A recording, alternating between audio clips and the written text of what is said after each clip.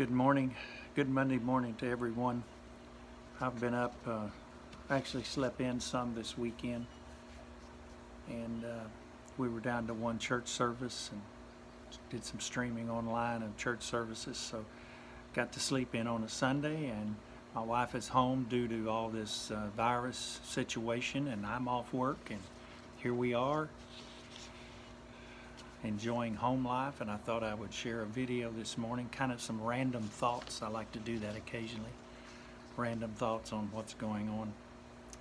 Obviously this virus, this China virus, is and the reason I call it a China virus is because it's proven beyond a shadow of a doubt that they knew about this back in November, early December. I know I just touched my face, whatever, but so find it interesting. A lot of people put videos on, and the first comment they make on Twitter or somewhere is, "He touched his face 3 times."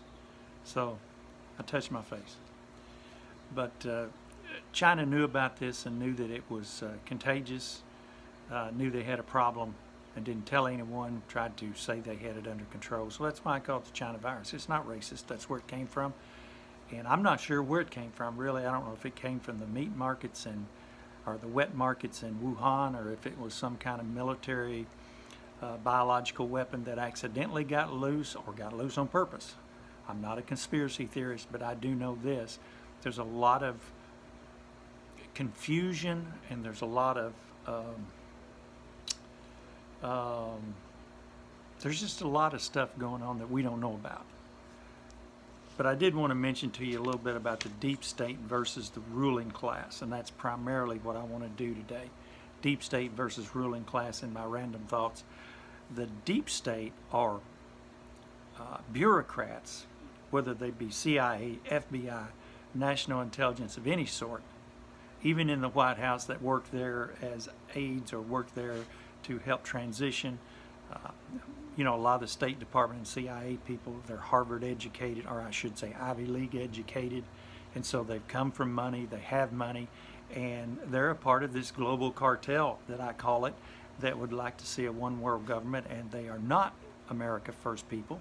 They are not for the sovereignty of the United States. They are people that are looking at a worldview and wanting to promote that type of a world system. So you've got those people, and you've also got the ruling class, which I call them the ruling class, and have since probably 2010, 28, somewhere in that area, because you can never get them to do what you have elected them to do, and they don't really do what's best for America unless there's a crisis.